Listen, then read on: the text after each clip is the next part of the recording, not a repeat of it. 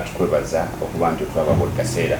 naffe twewaayo okuba nga tutuusaako ebyo eby'ensonga ekigendero kyakulaba nti kuwa ebyo ebituusa obulamu bwo byoba ogenda maaso n'okufuna tutuusako puroguramu yaffe Ettaka yenyaffe puroguramu eno ya nsonga za ttaka era nga bannaffe ba Buganda Land Board bebatekamu ensimbi okusobola okulaba nga tuwa ensonga ezo. Tugendera nnyo ku bigendero kya Ssaabasajja Kabaka atulagira nti abantu be ayagala bongera okumanya batambulira mu kumanya kati bannakigwanyizi bagenda okujja nga bamanyi era ebiseera ebisinga obungi bangi abasobodde okusimattuka bannakigwanyizi nga beesigama ku kumanya ko bafuna mu puroguramu eno Ettaka yenyaffe. Omwaka twagumazeeko 2023 ne tuyingira 2023 bingi bitubadde tukolako nga BBS telefine yaffe ne puroguramu eno Ettaka yenyaffe era n'ekitongole Buganda Land Board bingi bibadde bagenda maaso n'okukolako ate bibagenda okukola mu 2023. Olunaku olwaleero ndi ne Denis Bugaya munnamateeka. Denis Bugaya atunuulira entambuza y'emirimu mu kitongole kino ekya Buganda Land Board ate era mu ngeri y'emu mwogezi w'ekitongole kino nabwe kityo ensonga zetugenda okwogerako ezikwata ku kitongole nkakasa nti ye mutuufu agwanidde okubanga azituwa. Njagala asooka atubuuzeeko ate butereevu batugende mu maaso ne puroguramu yaffe. Abalabi ba TV y'Obwakabaka Telefayina nate era tuli basanyufu okuba nti tuzze ku TV eno okulabika nti tutuukiriza ekiragiro kya Ssaabasajja Kabaka kyeyawa nti tulina okusomesa abantu be bonna okukakasa nti bamunyunguka nnyo ku nsonga z'ettaka ate ne batasobola kuyiikirizibwa. Tubakulisa era ne tubeebaza okuyita mu mwaka 2022 era nga tusuubira nti 2023 gujja kuba omwaka ogw'ebibala, gujja kuba omwaka mwe tujja okugonjoolera ensonga ezisinga ezibadde zitawanya mu ttaka. Weewaawo omwaka 2022 bulijjo ebiseera ebisinga obungi abantu bamalako omwaka bagamba guno nfunyemu kino oba oliawo nfunyemu okusomozebwa bwe kuti. Ku ludda olwa Buganda Land Board 2022 biki bye tuyinza okutunuulira ng'oba oliawo milestones etufunyeemu tugamba nti achievement eno tugifunye mu mwaka guno ate oba oliawo era n'okusomozebwa okubaddewo era mu mwaka ogwo ogwa 2022. Omwaka ogwa 2022 jjukira nti gwatandika nga twakava mu nsonga ey'omuggalo ogwa COVID ogwamalira ddala emyaka 2. Kitegeeza nti ebyenfuna by'abantu ba Ssaabasajja Kabaka byataataaganyizibwa nnyo ate ebyenfuna biina mu lufuutifuuti kye tuyita direct bearing ku nsonga z'ettaka. Lwaki omuntu bw'abanga ensawo ye teteredde n'ensonga ze z'ettaka tasobola zituukirizibwako kuba okuva ku kupunta, okuva ku kufuna ebyapa, okuva ku kusasula emisolo gye tuyita stamp duty ne registration fees byonna mu gavumenti bidipendinga bisinziira nnyo ku nsawo y'omuntu yesse kino bwakoze eki bwayimiridde. N'olwekyo abantu ba Ssaabasajja Kabaka bakosebwa nnyo mu nsonga za COVID ebyenfuna byabwe ne binaabuuka naye nga Buganda Land Board era mungu atukozesa obuyiiya kuba Katikkiro atukubiriza okuba abayiiya. N'olwekyo ne tulaba nti abantu ba Ssaabasajja Kabaka tusobola kubayamba tutya mu biseera ebyo ebizibu ate bafune ebiki bafune ebyapa byabwe kubanga ekigendererwa kya Buganda Land Board buli muntu kutebenkera ku ttaka lya Bwakabaka. Bwe kiba kisoboka buli muntu afune ekyapa ku ttaka ly'Obwakabaka kuba obukuumi obusinga mu ttaka obwenkomeredde kubeera na kyapa. We batuukira okuyiikiriza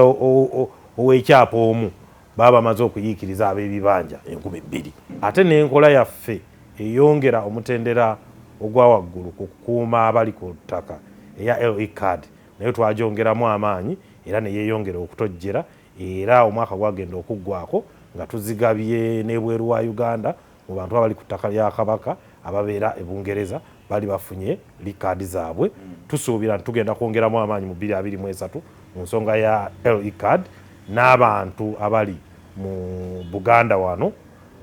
abangi ennyo abazisasulira okulaba nti tubatuusaako empeereza eyo basobole okuzifuna. Twayongera nnyo okusomesa abantu ba Ssaabasajja Kabaka ate era twafunamu embeera mwenna mwagiraba ey'ebyobufuzi mateeka gano mateeka gali naye kyatusanyusa nnyo nti yadde bagoogerako nnyo naye ate era ndowooza beekuba mu kifuba ne bataleeta mateeka ago mwaka ogwo. alaba telefine yaffe gwe naawe eyo nga bwe twogedde ku basobola okubanga batuukiriza wadde okusomozebwa oza kyakuyiga nti ne mu kusomozebwa oyinza okubaako byosobola okukola naye ate era nobanga obyebalira noga nti omwaka ogwaweddeeko nina kinasobodde okuba nga ntuukiriza ate n'ogujja n'okuteekateeka osobola okuba nga nagwo okutambuza bulungi nga sinagenda ku mwaka gwa 2023 biki bye mugenda kukola nteekateeka zammwe mu mwaka ogwo oguwedde mwalimu ensonga zalinga za mirundi ebiri zatambula nnyo ku mawulire social media abamu nga balina nalaba abantu aba social media nga balinga abalwana entalo side ne side ez'enjawulo naddala ku nsonga y'ekigo ettaka lya Ssaabasajja ekigo ate era ne waliwo n'ebivuddeo jjo wano e Makerere waliwo ekizimbe ekiriwaawo era nga bagamba nti oba oliawo waliwo obumulumulu obutannaba kuba nga butereera oba kuba nti bugguka obwatuka n'okuba nti Ssaabasajja atwalibwa mu kooti simanyi mwenga Buganda Land Board ensonga ezo bwe zikutte era bwe muyinza kuzirambika eri abantu ekisooka ku nsonga z'ettaka ly'Obwakabaka Obwakabaka bwatuula ne bukiraba mu bigendererwa byabwo ne buteekawo ekitongole ekya Buganda Land Board ekitongole ekya Buganda Land Board kyekitongole kyokka ekivunaanyizibwa ku nsonga z'ettaka mu Bwakabaka bwa Buganda so era ekyo kikola ki kimanyiddwa mu nsonga z'ettaka zonna Buganda Land Board bw'obanga oli muntu ssekinnoomu obanga oli kampani obanga oli musigansimbi betuyita ba investor oba nga olina kyoyagala okolera ku ttaka ly'Obwakabaka olina okuyita mu kitongole ky'ebyettaka ekya Buganda Land Board awo tutandikira naye ate era tukizudde nti waliwo bannaffe abawubisibwa n'abeeraawo n'alowooza nti ku ttaka ly'Obwakabaka osobola okugenda mu District Land Board ey'Ewakiso oba ey'Empigi oba ey'Masaka oba ey'Awa n'ofuna ebyapa ate okukolera ku ttaka ly'Obwakabaka okuteekako enkulaakulana ekintu ekikyamu n'olwekyo munnaffe engeri sobola ensonga gikoonako yadde eri mu kkooti ne sigigenda kuba etteeka litukugira genda mu kinyusi kya nsonga ezo eziri mu kkooti naye twabiraba byonna munnaffe Hamisi Kiggundu ng'ayita mu kampuni eya Cham nti mu mwaka wa 2019 yafuna ebyapa ku ttaka ly'Obwakabaka ery'ekigo erimanyiddwa awali Mirembe Villas awali Serena Kigo awo mu kitundu ekyo nafunako ebyapa gwali gwa mwaka 2019 ndowooza omwaka 2021 ekyapa ekyo yafuna n'akisalamu ebyapa ebirala bimeka bina ekikolwa kye twawakanyizaawo ku ntandikwa kuba Ssaabasajja Kabaka oluvannyuma lw'okutegeezebwa nti omukulu ono akoze ebyapa ku ttaka lye Ssaabasajja Kabaka yateeka envumbo ze tuyita caveats ku byapa ebyo omukulu Hamisi Kiggundu bye yali afunye oluvannyuma lw'okuteekako envumbo twali tusuubira nti okwogerezeganya kujja kugenda mu maaso asobole okulaba ensobi ye era mu butuufu kwagenda mu maaso ne tulowooza nti ensobi ye agirabye era yajja mu lujjudde nga buli omu amulaba ku TV n'agamba ettaka lya Bwakabaka ettaka alyesonyiye alitadde era ffe oluvannyuma lw'ekyo twagenda mu maaso kuba ettaka toyogera bwogezi nti olitadde nedda ettaka bw'olita kwata ebiwandiiko byonna bye wafuna ku ttaka eryo bikomyewo naffe tubiweereze gye wabijja tubagambe babikole ki babisazeemu naye ekyo bw'ate akikola ffe ne tugamba etteeka litukkiriza okukola kye tuyita petition ewa commissioner and registration asobole okusazaamu ebyapa ebyo wabula era kyatwewuunyisa nga twakola petition eyo ate era omukulu najja n'agyopozinga n'agamba ebyapa tebirina kukola ki kusazibwamu naye nga yali akkiriza wano nti ettaka alikoze eki alitadde byenjogerako buli omu yabiraba mu lujjudde yali wano kumpi ku terefayina wano n'ayogera ku madaala awo n'olwekyo twakiraba nti maybe waliwo ekimukaka oba abamukaka oba akatukaalimu akamuleetera okuba nti yeekyusa mu nsonga gye yakola ki gye twali tulowooza nti yali agitegedde n'olwekyo bwe twava okuba mba njagala abantu ba Ssaabasajja Kabaka ne mbannyonnyola ensonga zino bwe mbannyonnyola ensonga zino ne balondamu zo ze batwala ne ze batayinza kukola ki kutwala so bwe twawozaŋŋana ewa commissioner and registration kuba akawaayiro 91 ak'etteeka kyenda mukama ak'etteeka ly'ettaka kakkiriza komishona okugolola ensobi gy'akoze ku nsonga z'ebyapa era komishona kyaggwa agambye nti obwakabaka butuufu Hamisi mukyamu ebyapa bisazibwemu era n'ayisa ekiragiro ky'okusazaamu ebiki ebyapa ebyo ye komishona bye yali agabye etteeka eryo lyerimu era liwa omuntu atamatidde na nsalawo ya komishona mu nnaku 6 okukola ki okujulira ku ekyo ekisaliddwawo era twewuunya ate era omukulu munnaffe oyo n'akola ki n'ajulira kati mu kujulira okwo yali mu kattu nti okujulira toyinza kujulira nga towaabidde nannyini ttaka olina kujulira nga Ssaabasajja Kabaka omuwaabidde so era n'ajulira ng'awaabira Ssaabasajja Kabaka ne Commissioner Land Registration nti beekobaana bombi okusazaamu ebyapa bye ensonga bwekyo bweri mu kkooti naye mu ssemasonga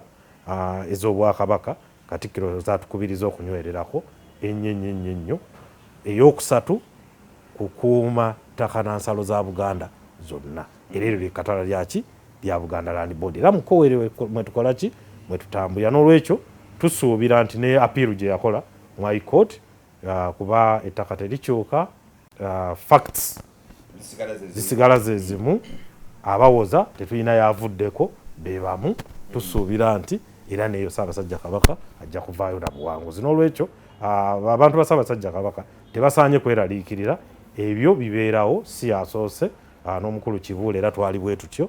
ate era nkubiriza abantu ba Ssaabasajja Kabaka bonna ku nsonga ezo nti Obwakabaka bwettanira nnyo okuteesa era okuva mu mwaka 2019 okutuuka 2022 waaliwo enteeseganya n'omukulu oyo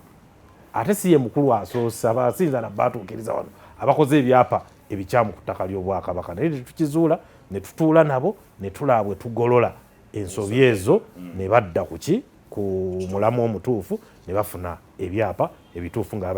babijje mu Bwakabaka omwaka 2022 bayira tutunulidde nnyo ekyamisi naye nsuubira ebyapa byali biwera 120 bye twalondoola bisazibwemu byafuluma mu ngeri enkyamu era si kino kyokka ensobi bwe tugizuula naawe ne tugikutunuzaamu ne tutuula naawe tukusuubira okuba nti kakkana beera mulambulukufu goberera ekiba kikugambiddwa tewali wano ali awo nti ntwale ekyagundi temuwulirangako Bwakabaka nga bulina ekintu ky'omuntu bwe kikoze eki wabula ffe kyetwettanira gwe kubeera na biwandiiko bituufu era mu ngeri emu eyakutunulira ensonga abannayuganda zebeebuuzaako ebintu bingi olupapula lwa New Vision lubadde lufulumya articles nyingiko esinga ku zo nga ziwandiikiddwa Dr. Sam Mayanja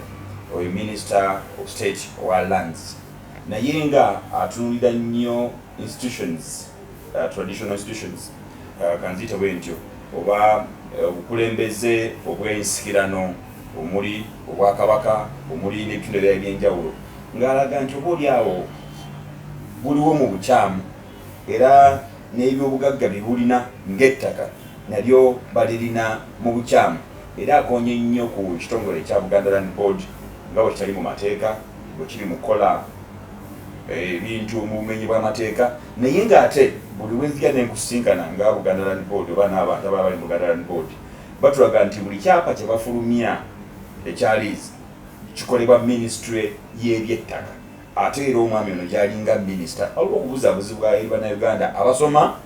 articles ezo era n'abamuwulira ku radio eyo ng'ayogera ekituufu kyekiriwa ekisooka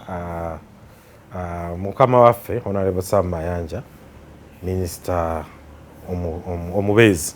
ow'ensonga z'ettaka awandiika ebintu era abiwandiikidde emyaka ndowooza egiwera 7 naye ebintu ebyo byawandiika byonna byawandiikidde emyaka egyo byetoololwa ku nsonga nga 3 oba 4 ekisooka akugamba nti Obwakabaka tebuliwo mu mateeka ekyokubiri n'akugamba nti Buganda Land Board teriwo mu mateeka ekyokusatu n'akugamba nti Obwakabaka tebulina kantu konna n'olwekyo yali nsobi Obwakabaka okubuddiza ettaka lyabwo oba ebizimbe byabwo oba ebintu byabwo ebirala. Ensonga ze more or less zetololera kuki ku makowa agasatu, naye zonna tekuli kituufu kyonna. Lwaki bw'ogamba nti ekintu tekyakolebwa mu mateeka, oyina okunokolayo etteeka lyekimenya. Awo tutambulira kasita weeboxinga, kasita weeteeka mu kasenge k'ebyamateeka, ebyamateeka bitambula na buwaayiro nti kino tekiri mu mateeka, kimenya akawaayiro namba gundi ak'etteeka lino. Okuddako emabega, ekisooka ekibuuzo, ebintu bino byaddizibwa Obwakabaka mu makubo amatuufu. Ansa erikiriya eriye. Etteeka lye tuyita the Traditional Rulers Restitution of Assets and Properties Act lyakolebwa nga 3 Kasambula Julayi 1993. Etteeka eryo we lyatandika okukola ki? Okukola. Lyayisibwa mu mitendera gyonna egiyisa etteeka mu mateeka ga Uganda. Ssaabawolereza wa gavumenti mu kiseera ekyo, omwami Abumayanja, ye yaleeta biiru eno nekubaganyizibwako ebirowoozo mu NRC, Paalamenti ya Uganda. Mu kiseera ekyo Paalamenti ya Uganda yalimu ababaka bonna aba Uganda, okuva e Kigezi, okuva e Rango, okuva Nkole, okuva e Busoga, okuva e Bukedi, okuva Akyoli, bonna baalimu, okuva e Teso, bonna baalimu mu ki? Mu Paalamenti eyo. Era bw'ogenda n'osoma kye tuyita Hansard, kuba enjogera y'omukulu Sam Mayanja etukase okuddayo mu biwandiiko tubikebere. So twafuna Hansard, kiki ekyaliwo ng'etteeka eryo likola ki? Ng'etteeka eryo libeera debated. Omukulu Abu Mayanja yalireeta nerisembebwa, abaaliwo neridebatingibwa ba Honorable Kintu Musoke, abamu bakyaliwo balamu, era ebigendererwa byalyo osoma obuvo n'obuddo mu Hansard eyo nga liwandiikibwa n'okitegeera. N'olwekyo etteeka lyayisibwa, pulezidenti akkirizibwa okutwasa nti okuteeka omukono ku mateeka agayisiddwa Paalamenti, n'aliteekako omukono, era etteeka ne litandika okukola. N'olwekyo omukulu Sam Mayanja bw'agamba nti ebikolebwa tebiri mu mateeka, awo tukola ki? Tuba twewuunya buki? Tuba twewuunya bwewunyo, kuba ekisooka omuntu sajja munnamateeka ateeberezebwa okuba nti mugundiivu mu mateeka, kuba kampuni zakolera zaki? Abadde akolera mu byamateeka z'amaanyi, ate aluddewo mu nsonga zaki? Z'amateeka. N'olwekyo etteeka weeriri, etteeka lyayisibwa mu mitendera emituufu, terina procedure gye lyabuuka. N'olwekyo etteeka erizza ebyaffe lyayisibwa mu butuufu. Kitegeeza ebyaddizibwa Obwakabaka byonna n'obukama obwebunyolo n'obwettoolo n'obwakyabazinga bwa Busoga, kuba alinga alowooza nti bintu kikwata ku Buganda, nedda, byadda mu butuufu mu mateeka amatuufu. Ekirala, bo Obwakabaka bwe bwatunulira nga ebintu bibuddidde, ne buteekawo ekitongole kye tuyita Buganda Land Board. Buganda Land Board kitongole kya Bwakabaka era kyawandiisibwa nga kampuni ey'Obwakabaka mu ggwandiisizo ly'amakampuni erya Uganda yonna, nalyo erifugibwa ki? Gavumenti. N'olwekyo ekyo nakyasaana akyetegeeza. N'olwekyo amateeka ne Buganda Land Board eriwo mu mateeka gonna aga Uganda agajjudde. Ate ekirala, toyinza kutugamba nti kampani eriwo mu bukyamu ate minisitule yo ekolagana nayo. Kugamba ekyo nkiyita mu lufuutufuutu kye tuyita contradiction. Kuba ate si ye minisita asoose gwe tusoose okukolagana naye. Era kuva ku Boomala Atubo nga tukwatagana bulungi, ba Daudi Migereko nga tukwatagana bulungi, baani baminisita bonna abazze babeerawo, Honorable Pacis Namuganza, baani abazze batuula mu ntebe zonna ez'obwaminisita mu gavumenti nga tukwatagana bulungi. Naye ayina kyayogera abasinga kye tubuusa amaaso, Oweekitiibwa Honorable, nti ye yajja ku mission tetugimanyi, mission tetumanyi yiye oba ayina eyagimutuma, naye yakyogera lunye nti alina mission gye yakola ki gye yajjako katusuubire nti mission eyo anaasobola okugituukiriza kuba amateeka nga bwe gali tasobola kugituukiriza era tujja kuyita mu mateeka okuwakanya buli kyakola ki kyayogera ate era ne byawandiika ne byayogera tujja kuyita ku mikutu nga gino okubyanukula kuba obwakabaka buli sivo bw'ojja n'ebigambo bukwanukuza bigambo bw'ojja n'ebiwandiiko bukwanukuza biwandiiko bw'ojja n'amateeka era bukwanukuza amateeka olwo abavunaanyizibwa ne basalawo ani mutuufu ani mukyamu n'olwekyo ebyo tebiina mu mwaka 2023 kweraliikiriza abantu bonna Ssaabasajja Kabaka kino ne kino ne kino ne kino abantu ng'abo bazze babeerawo ate tubayita bakiyita mu luggya oba oli awo ogenda okulaba nga omuyala ukoze eki gumututte ne mugamba ye ne gundi yaliwo bambi so olwekyo ebyo tusaanye kweraliikiriza abantu ba Ssaabasajja Kabaka weewaawo nga tumaliriza era nga tuwumbawumba 2023 omuntu yandiyagadde okumanya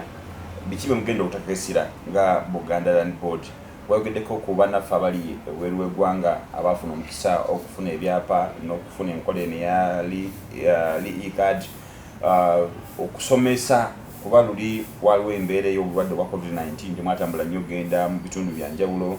mubaddeko n'enteekateeka za bannamikago ez'enjawulo mu mwaka guno 2023 biki bye mutunuulidde okutekakesira mu nkola za Buganda Land Board zonna okutwalira wamu mu mwaka 2023 tugenda kwongera nnyo ekisooka tulina okuba abalambulukufu nti mu myaka gya COVID 2020 ofiisi za gavumenti n'ofiisi zonna mu Uganda ezinga zaali nsibe naye ate ekyo tekyagaana bantu kwettanira nkola ya byapa bagyettanira kitegeeza baakola emitendera gyonna egifuna ebyapa naye ne bataggusibwa kubifuna olw'okuba ofiisi ezo zaali nzigale 2022 ne ziggula ate ne zifunamu okutaataaganyizibwa oluusi nti minisita yatambulanga n'alangirira ekirangiriro nti eyawano njigadde ne yeeyongerayo ewalala n'alangirira eyawano njigadde so ne wabaawo n'okutaataaganyizibwa okwo kitegeeza nti abantu bangi abataafuna biki byapa byabwe yadde nga baali basasudde ne bayita mu mitendera so tusuubira 2023 essira tugenda dditeeka nnyo ku bantu bonna abataafuna mpeereza eyagguka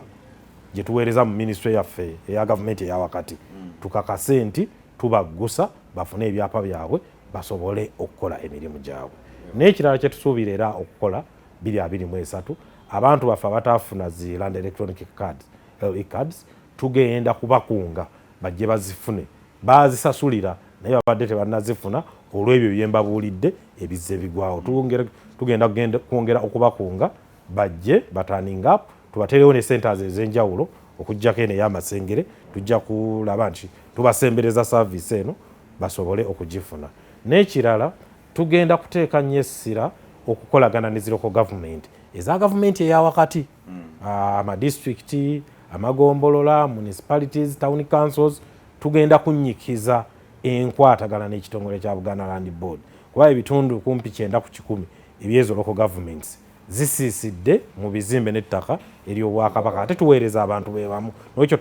tugenda kulaba nnyo nti striking a balance nti batuukiriza bye balina okutuukiriza mu Bwakabaka ate ne basigalako nga baweereza abantu ba Ssaabasajja Kabaka ng'Obwakabaka bwe bukola ki bwe bubaweereza n'ekirala kye tugenda okuteekako essira ennyo mu 2023 kwe kusomesa abantu ba Ssaabasajja Kabaka ku ttaka ery'Obwakabaka n'ettaka eritali lya Bwakabaka ebizibu ebisinga ku ttaka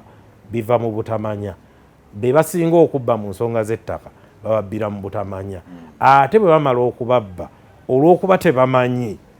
nga tebayimanyi na mitendera gye balina kuyitamu okwetaasa ku nsonga eyo tuyanze nnyo tuyanzeeke nsaba osibule Bannayuganda abalaba terefayina yaffe